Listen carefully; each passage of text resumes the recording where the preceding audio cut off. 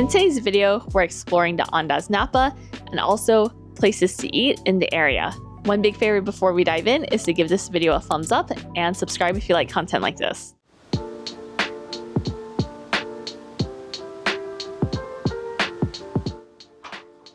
Welcome into the Junior Suite at the Andaz Napa. Let's take a look at the view. This is the view of downtown Napa. This portion of the room is going to be the Junior Suite. Nice little couch over here. It is not a pull-out bed. And if you flip it around, there is a TV plus a real fireplace. To turn on the fireplace, there is a switch on the side. We'll wait a few minutes for that to light up. Let's continue to explore while it fully heats up. Over here is the beverage station. So it is a Keurig. We have coffee pods along with tea pods. If you're curious about in-room dining, you can scan the QR code. Right below is a mini fridge in case you need one, and the drawers are empty, so plenty of storage space. Beverage cups are right above.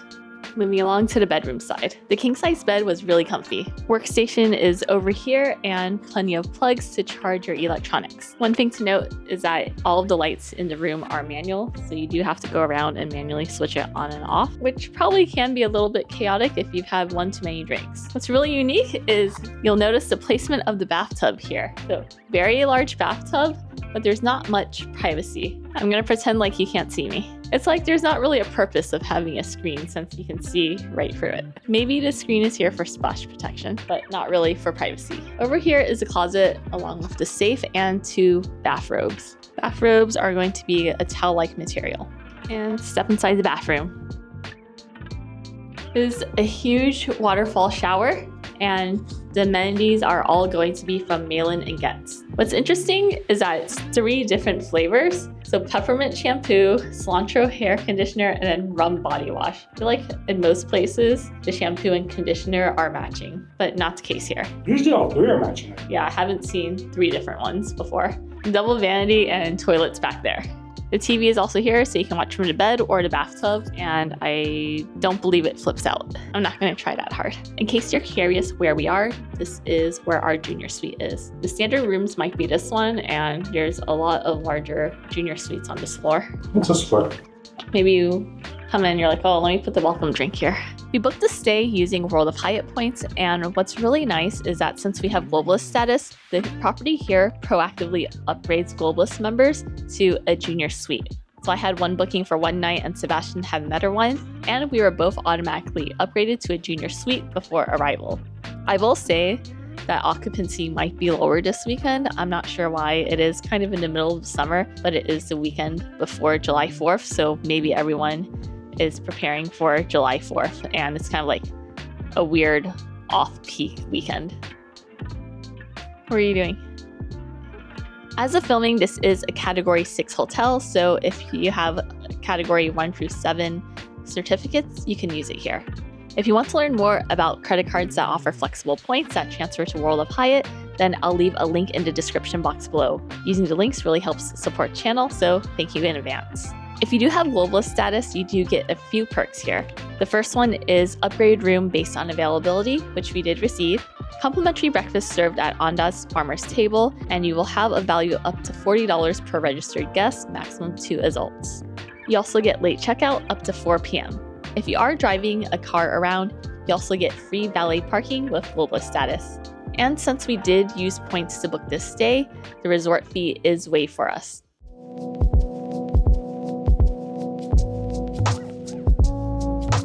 Alrighty, it's lunchtime, so we decided to stop by a place that's still open around 3 p.m.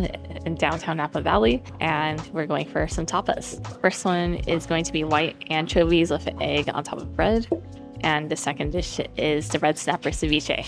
So let's try some ceviche. It's really good ceviche. There's himica in it as well, so it's like nice and crunchy, good contrast to the fish. Dive into the anchovies.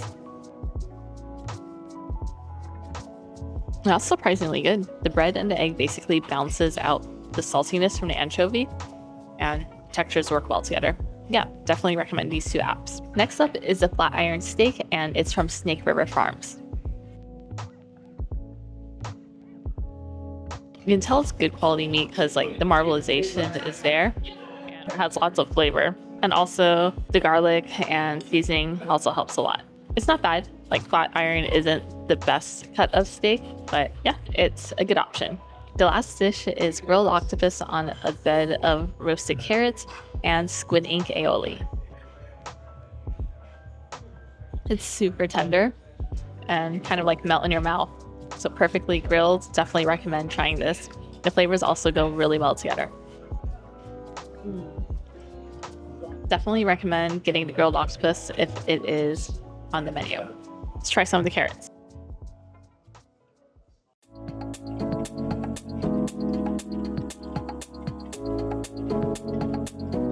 Next up is one of my favorite bakeries in the city, and that is Sweetie Pie's Bakery. They're known for their light cakes and also seasonal favorites. The summer cake is the summer berries, and Sebastian really wanted chocolate mousse. These little mini cakes are $14 each. Oh, it's 14 total. Let's dive into the summer berries. The frosting is nice and light, like buttercream frosting.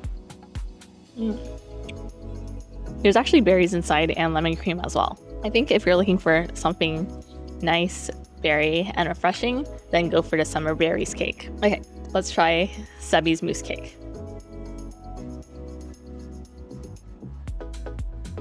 That one's pretty complex.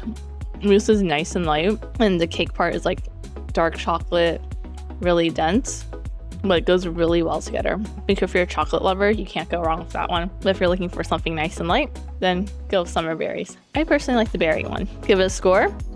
I think like 8 out of 10. What would you give it? Chocolate one's probably a good 9 or 10. Berry one's like a 7, 7.5.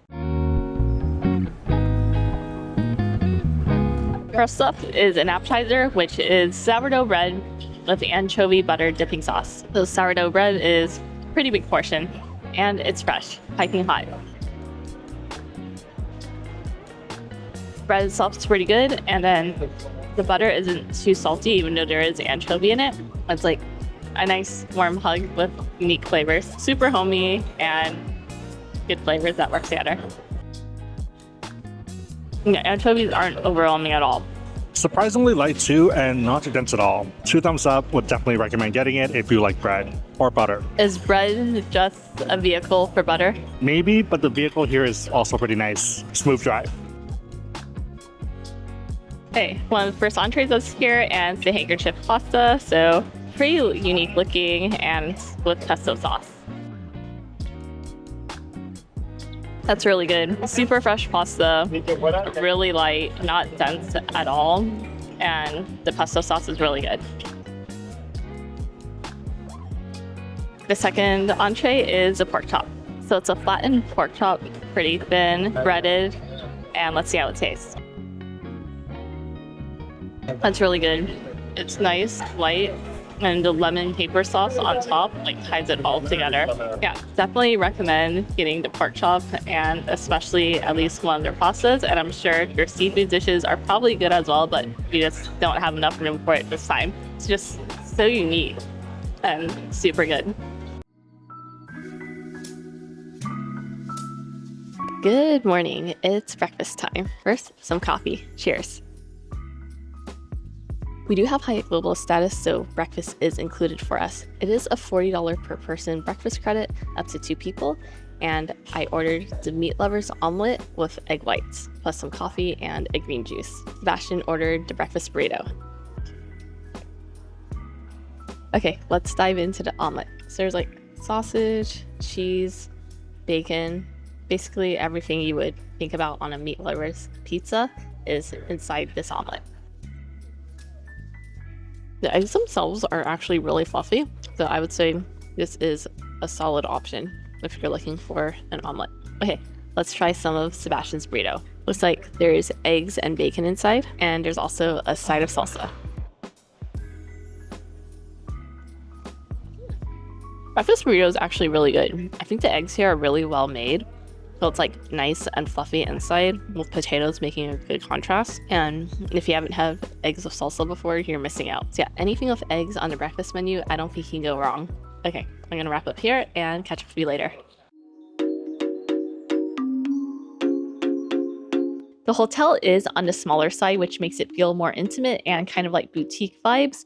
But with that said, there are also a lack of amenities. There's no on-site gym or any swimming pools. It's basically the guest rooms and the lobby area plus some restaurants. What's really cool is they do have trivia nights on Thursdays, and on Fridays and Saturdays, they do have a live band down in the lobby. However, I think the lack of on-property amenities is made up for with amazing service. Everyone we've encountered so far has been super friendly and helpful.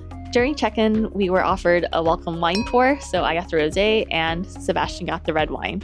And then when we entered the room, we had some more wine waiting for us. You also get 2 PAF water bottles during your stay.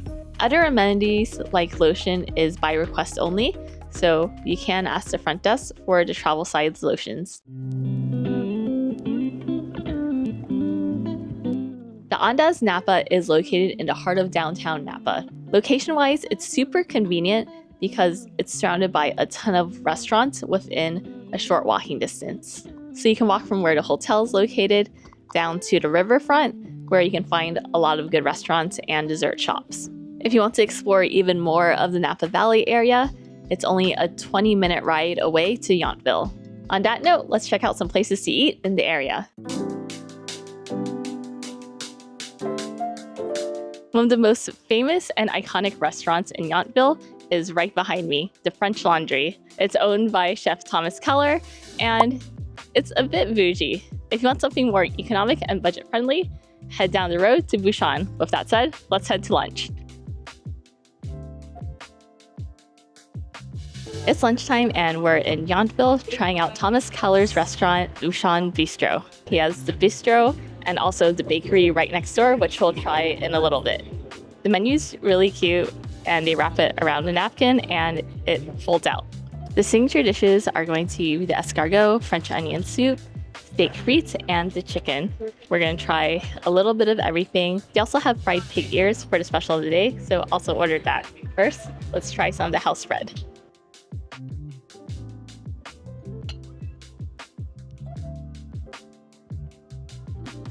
Appetizers just got here and they look really good. What's really unique about the escargot here is that each one comes with a little puff pastry.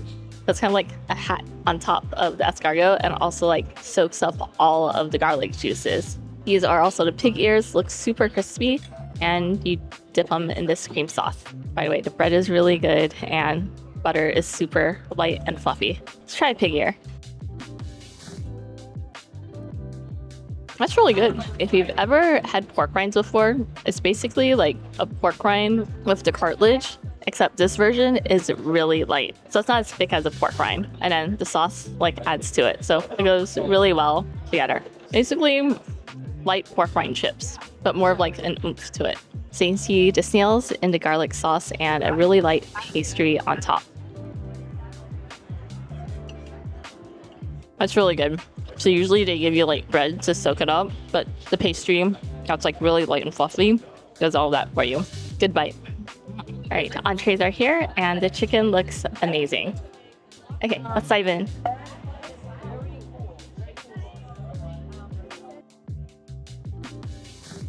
That's really good. Chicken's nice, juicy, and tender, and the sauce ties it all together. Okay, let's try some of the sauce alone.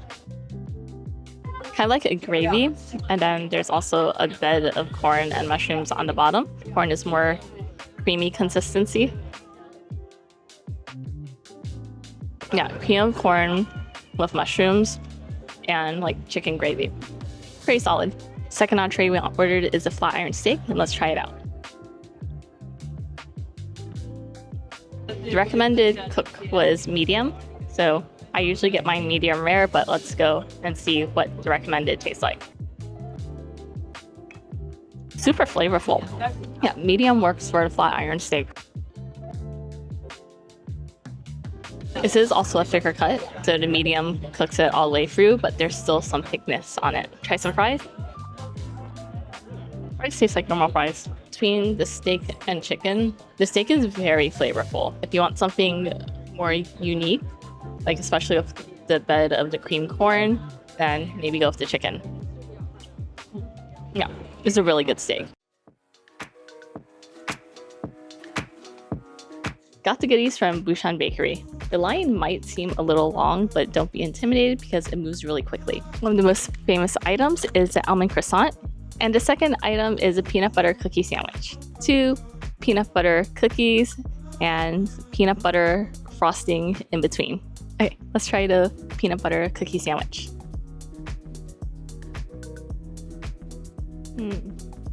That is so good. One of my favorite cookies are peanut butter cookies. The frosting or cream inside feels like nice and fluffy, cool, but firm, but not dense. So it's pretty good.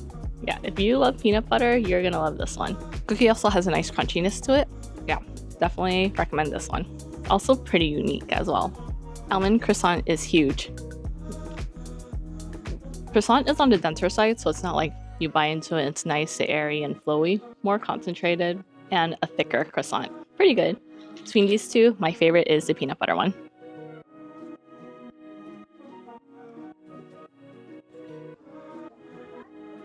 We're back for round 2 because night 1 was so good. This time we are ordering a pizza just because wood fire oven, can't say no to that. This is a mushroom and sausage white pizza. All right, let's dive in. So yeah, it's fried variety of mushrooms, sausage, arugula, and drizzle of olive oil on top. Pretty good. A spicy sausage, so it has a little bit of kick. Thin crust, perfectly cooked, good flavors. The real reason why we're back for a second night in a row, Sebastian, would you like to explain? Pork chop. I'll show them the pork chop. The hammered fried pork chop is amazing. Is his highlight of the trip. S tier. To switch it up, we got a side of cacio de pepe. So it's a tube pasta with the cheese on top with some pepper. Let's try this one out. This one's okay. I think I have a stronger preference for like the longer pasta. And just for kicks, let's try the pork chop again. Yeah, it's the perfect pork chop, perfectly cooked, nice and tender, juicy, and lemon caper sauce on top. Definitely get it if you are in Napa. Good morning. It's breakfast number 2 and decided to switch it up a bit. Chips, cheese, fried eggs, and avocados. Let's give it a taste. I just haven't had it in a while. Usually I wouldn't get this. So I was like, why not? Switch it up. Yeah, not bad. Do you think egg omelet was better? Try the eggs here. I would go with yesterday's breakfast, which was the meat lover's omelet. Nice and runny eggs, so that's good. I feel like the burrito and also the egg white omelet from yesterday had a bit more technique and it was like super fluffy on both meals. So I would go with those instead. But I'm still gonna finish everything because it still tastes pretty good.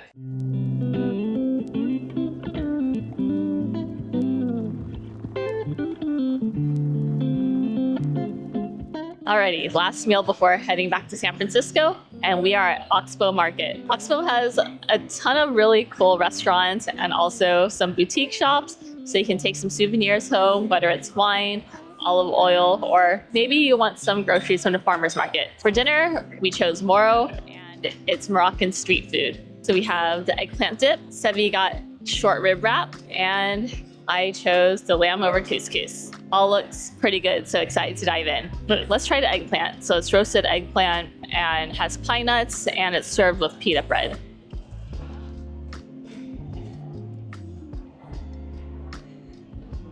That's really good. Pita bread is also made fresh. Eggplant is super silky, smooth, and pine nuts add like a nice little crunch to it. Yeah, very good. Let's try the lamb with couscous. That's really good as well. Roasted lamb, raisins, nuts, and chickpeas. So it's very complex of the textures and the flavors are really good. It's actually really hard to find Moroccan food in San Francisco because there's not a lot of options. So pretty happy we stumbled upon this at Oxbow. And lastly, let's try the beef pita. It's actually pretty good too. Yeah, short rib, perfectly cooked, and it has like the pickled onions, which add a nice contrast to it. So I like how none of the dishes are like one singular flavor. There's actually complexity, and it keeps it interesting, plus super tasty. Yeah, definitely recommend trying out Moro if you are in Oxbow.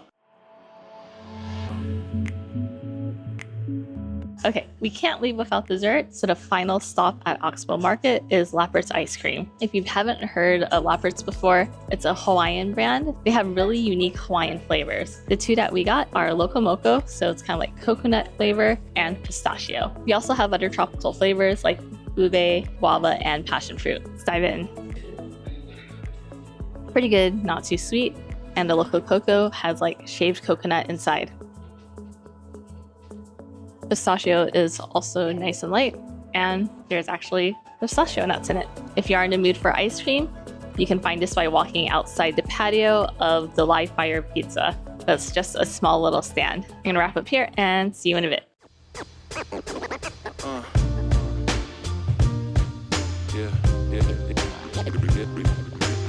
One of the shops in Yountville is a very famous chocolate shop. The chocolatier is called Kollar Chocolates. In 2020, Chef Kollar earned the Food Network's Chopped Champion title and was selected as top 10 chocolatiers in North America by Dessert Professional magazine in 2014. The chocolate shop does sell a wide range of chocolates, and they did give us a sample of vanilla rum, which was delicious. This is Kollar's take on the viral Dubai chocolate bar. So outside is rich dark chocolate with crunch of pistachio and almonds. And of course, since it is viral, it also comes with a hefty price tag, which is $18. Well, you said it was $8. What? That's an $18 chocolate bar? It's gold wrapped. It's $18. It's very pretty. Let's break it in half. So you can see the outer layer of dark chocolate, and inside is pistachio and almond.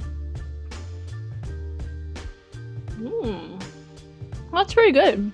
So it has an interesting crunch to it. So it's kind of like the waffle, but it's not a waffle.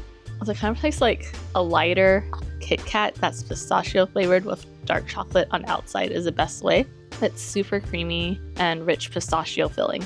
Yeah, it has a nice crunch to it. It's tasty, but I don't think I'd spend that much to get it again. It's nice to try it at least once. Overall, I would happily stay here again, and I think this is a good crash pad if you are exploring wine country. One thing that's really nice about staying in Napa downtown area is that there's a wide variety of restaurants and there's actually nightlife. If you were to stay in the resorts closer to the vineyards, then you basically have nothing to do after the vineyards close. I like how walkable the area is, and it does cool down in the nighttime. In the summer, it can get from like 80 to 90 degrees during the daytime, but after 6 p.m., it really starts to cool down and goes into the 60s. In addition to walkability, I think it's also great if you're going to different areas in the valley. So if you want to go to Yountville, then it's only a 20-minute Uber ride, or you can drive there. Or if you're visiting some of the vineyards, then it's maybe a 30 to 40-minute drive away. Definitely make sure you have a designated driver, or you can hop on one of the wine tours that leave from downtown. Service was also amazing here, and I like that they proactively upgrade Globalist to junior suites when available. If you made it this far in the video, leave a wine emoji down in the comments below, and I'll try to like and respond. My question to you are, what are your thoughts on the Andaz Napa, and what's your favorite wine brand? Let me and everyone else know down in the comments below. See you in the next one.